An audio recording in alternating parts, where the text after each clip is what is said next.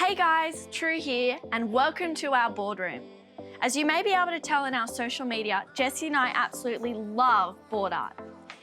We've already sprayed a couple of boards and we're actually going to do some finishing touches on them using the new paint pens, Surfpaints. We're going to do a review for you and maybe even give you a couple of tips along the way. So let's get into it. So first things first, you got to find a design you love. Things like Pinterest are perfect for this. Then we transfer that design onto our boards and do a pencil outline. The reason that we use pencil is because if we make a mistake, it's easy to rub out.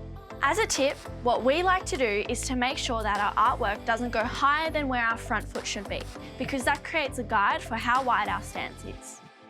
Once we finish the outline and tape the board, this is where you get to spray it. Go crazy here, the brighter the better. So you finished spraying your board. I hope it's nice and bright. Now let's start the review on the surf paint pens and see how they go. As soon as I got the ink ready and started colouring in, I noticed the pen had great coverage. The first thing I noticed as well with surf paints, I could get in one coat quite easily, whereas with other paint pens that I've used, I have to do about 2 to get the same effect.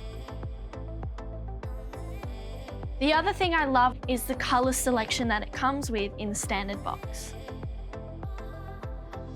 Once I finish colouring in the board, I always make sure to do 3 coats of satin lacquer and make sure you go heavy on the rails.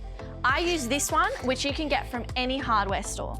Once the lacquer is dry and everything's ready, chuck your grip on, throw on some wax and get straight out there for a surf.